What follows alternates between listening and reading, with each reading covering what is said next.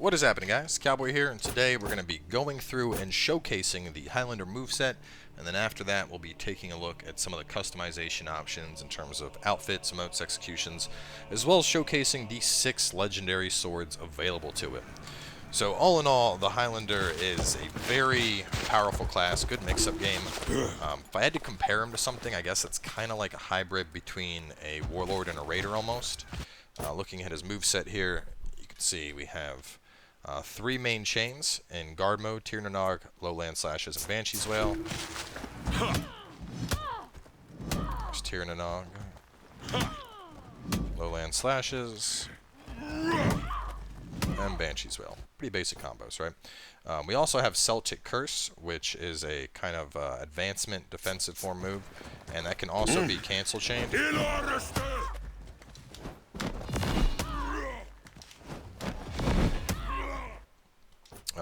Outside of that, we have our offensive form moves. Now, offensive mode can be entered by either holding right trigger or alternatively through fast flow, so after a parry, guard break throw, or any other attack. So, for example, instead of just holding it down, we can...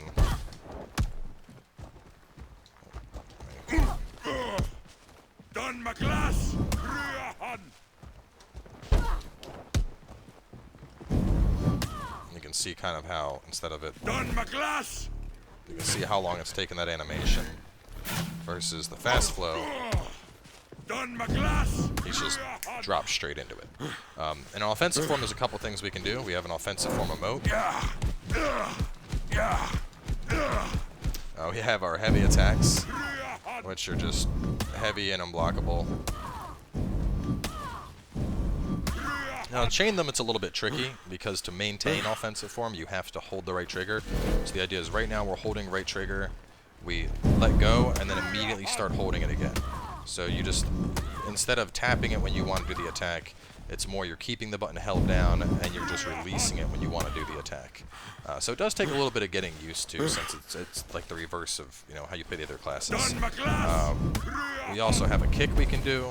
We have a throw we can do, caber toss, Morian kick. We have offensive lights, which are really fast. You can also do those lights as like cancel mix-ups, similar to stunning tap from Raider. So let me get my stamina up here. I'll show you what I'm talking about.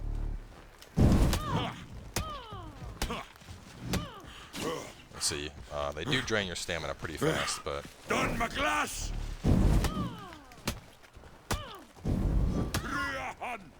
Chain them all together. We also have various couple cancels here. So from the heavy, we can fake the heavy out and go into a kick. We can fake the heavy out and go into a light. We can fake the heavy out and go into a grab. We can also fake the kick into a grab. So... And that is also a 3-way chain. So if you want heavy, mess that up. You can heavy into fake kick into grab. Pretty silly. Some other stuff going into his moveset. That's it for the moves. We do have our zone attack, which is 3 very heavy swings. Our sprint attack is similar, but it's just 2. And then as for some of the specific things here, obviously offensive form, all of our heavies are unblockable. Any hits we take in offensive form will return us out of it, so the only way to really stop your opponent if they're coming at you is to try and get one of those lights out real fast. Obviously fast flow is going to be the main way you're going to want to enter offensive form, just because going into a hard offensive, like just manually holding down the trigger, is going to be tricky. Celtic Curse chains obviously are very powerful, especially because you can use these to start chains, in particular the Banshee's Wail chain, or alternatively you can use them with fast flow. So just to show that, there's your chain, or the fast flow into the unblockable heavy. Some other interesting stuff: your defensive form heavy attacks all have super armor. Your defensive form light attacks all have superior block, and this actually results in a crushing counter strike similar to the Warden, except you can do it from any angle. You can cancel the zone and the sprint. Zone before the first or second, sprint after the first. We already mentioned this, the 3-way chains. But yeah, all in all, definitely a very, very powerful class. I think a lot of people are going to be switching over to play the Highlander. It's dirty what he's capable of. I mean, I feel like his Celtic Curse, the mix-up, is kind of what Kensei's needed all this time. Because it kind of reminds me of when you do the unblockable top heavy with the Kensei, and then you transition that into a side attack instead. But just to try to, kind of show some of the stuff. If I don't get killed instantly by this guy.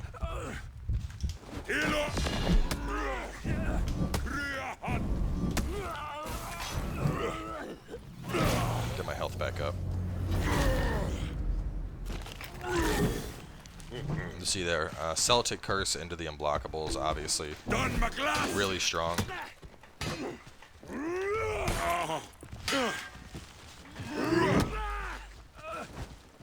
Done my glass.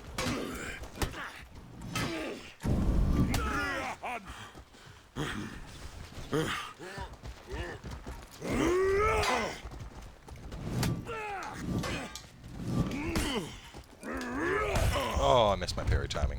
You can tell I'm a little bit out of practice on For Honor. You can see the super armor showing up there despite getting hit. Our character's just like, yeah, no, we're gonna go through and execute this. The offensive kick into throw, I'll show you guys.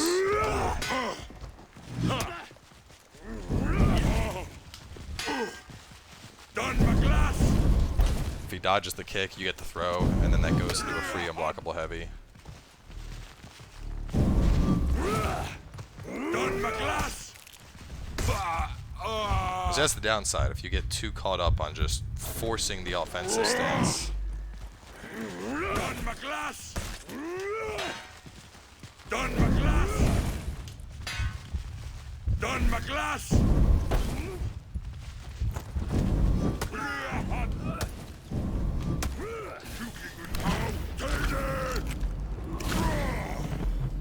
Let's see if we can get one of those crushing counter strikes.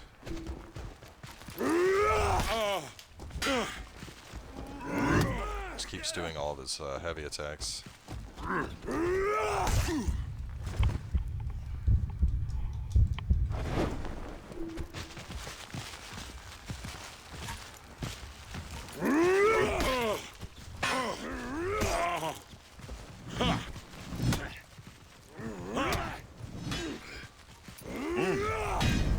There we go.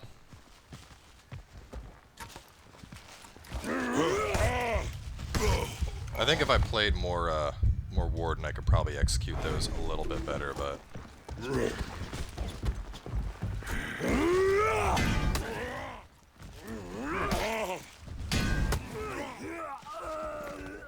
But so that's about it for his moveset. I think we've given a pretty good overview. Obviously, as I mentioned, there's some of the dirtier stuff.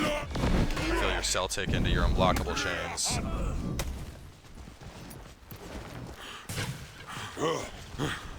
On top of that, the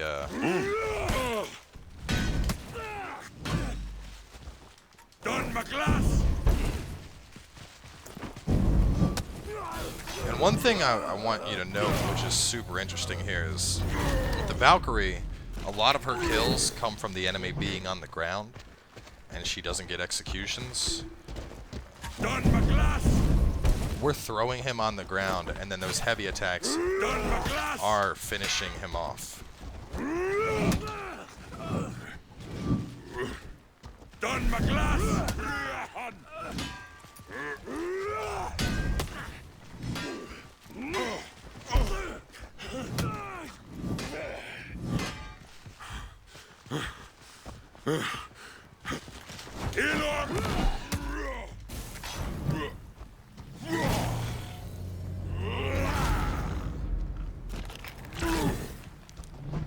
God, I love this class. Alright, so now that we've gone through the full moveset, let's go into some of the customization options available. So, looking at the Highlander, first thing we'll do is we'll go through some of the outfits. Now these basic ones I'm just going to go through really fast. Obviously these are just the color scheme outfits, so I'm not going to do like a super showcase on them. Similar with the elite ones, also kind of basic. Well, I guess the elite ones are kind of cool. Mainly I'll show off the different bat capes on them. As for the mythics, these are the sexy ones.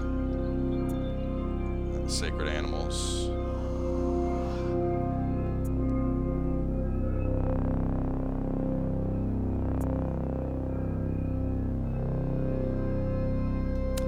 And of course the reputation outfits. I actually kind of like the yellow and black, but you know.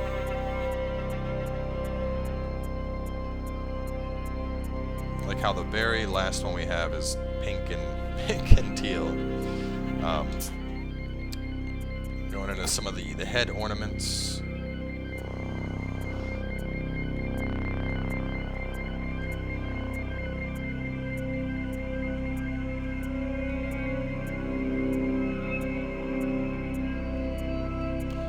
I like Crest of the Old Gods personally. That one's pretty sweet.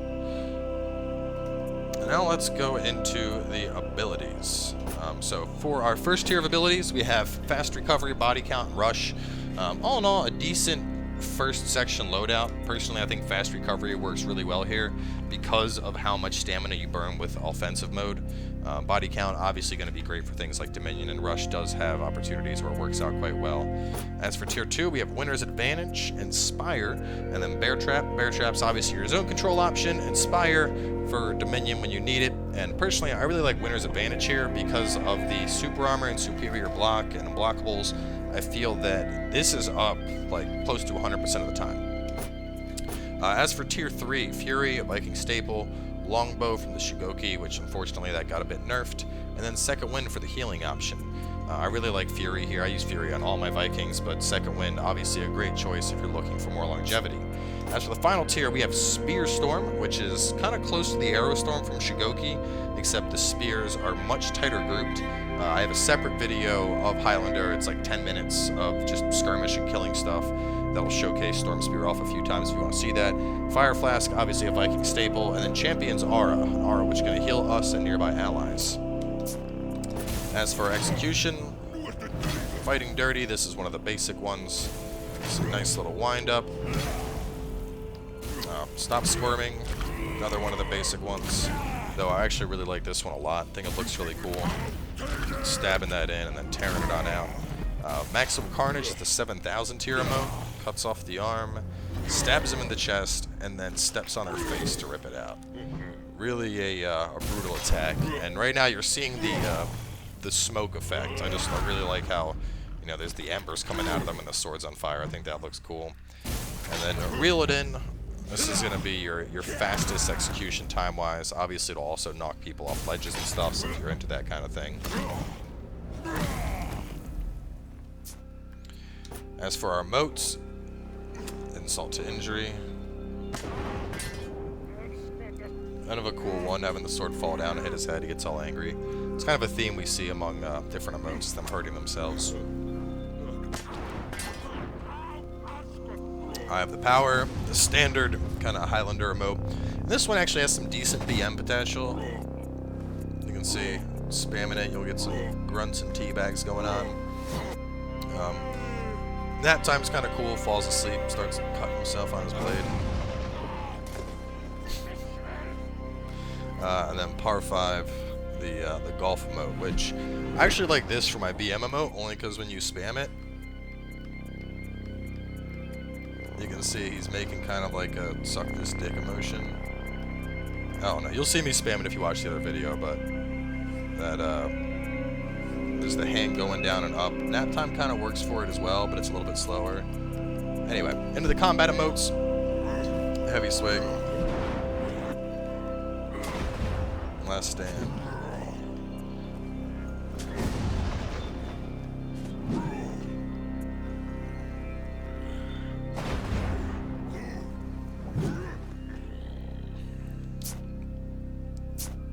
And now, to wrap things up, let's take a look at all 6 of the new weapons.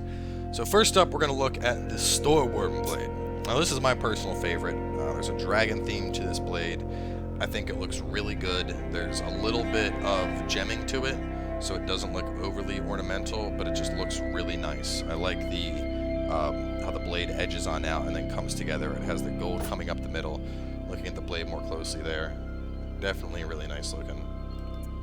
There's the guard. You can see with the dragon, as well as the emerald and the hilt down there at the bottom, and some rubies in the eyes. And then on the guard, you can see really nice detail here. The gem itself kind of looks like a dragon's eye, so I thought that was neat.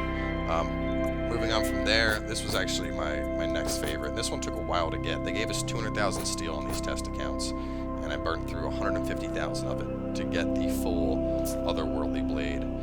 Definitely probably the most ornamental blade gem-wise. A lot of emeralds as well as a ruby in the centerpiece. You can see the blade partially serrated going up. This is your skull theme blade. Looking good. You can see the skeleton down on the base as a ruby on his finger. On one side of the hilt as well. Emerald at the very end. And then the guard, which was actually the hardest part to get, but I think this looks really good. The detail they put into this one is pretty outstanding. From there, let's go into the Padraig. Padraig is a snake-themed one. Pretty interesting. Looking at it in full, you can see definitely another very ornamental blade. A lot of designs on here, a lot of gems on here. Got sapphires and rubies in it. Looking at the blade, you can see it has this tempered pattern as well as a serrated blade halfway up. Double rubies at the base of it.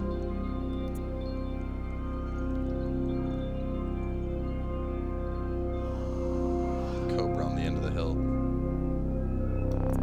And the guard, probably the coolest part of this. I love the detail they put into some of these guards. They just look really cool.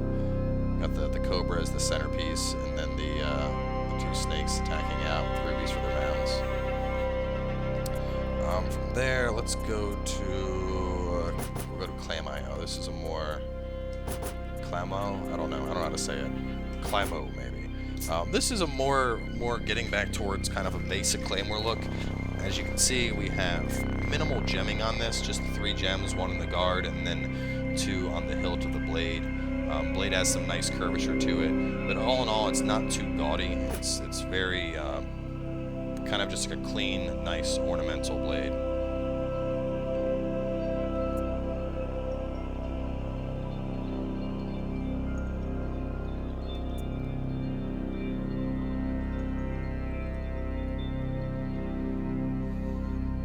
And from there, we'll go into the Belly Sama. This is another one that's kind of a more basic look.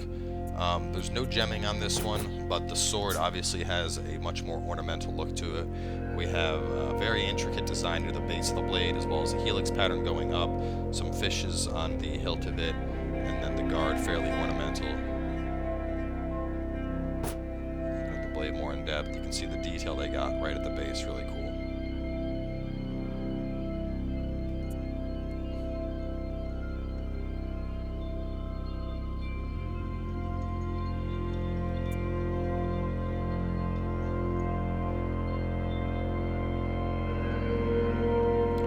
The final legendary is the Tyrannus.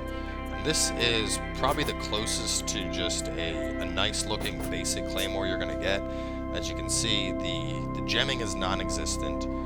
In terms of the detail, there is some, but it's very basic. You know, the blade, just one nice clean. There's an inset right there at the base of it, but other than that, just a very smooth blade. You can see some scars on it, kind of. So kind of that basic Claymore look, if you want that.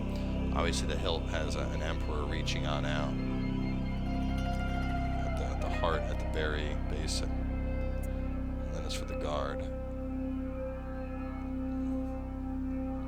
And that is it for the 6 legendaries. So, like I said back at the start, personally, I think the store worm just looks so good. I mean, it's I don't know, something about that blade, I just really like it. But that's it for the legendary blades. Either way, thanks for coming on by and checking out the video. Hope you guys enjoyed seeing what the Highlander has in store. Definitely going to be a really fun class to play, and I think a lot of people are going to be happy with them. So thanks for checking it out, and we'll see you guys next time.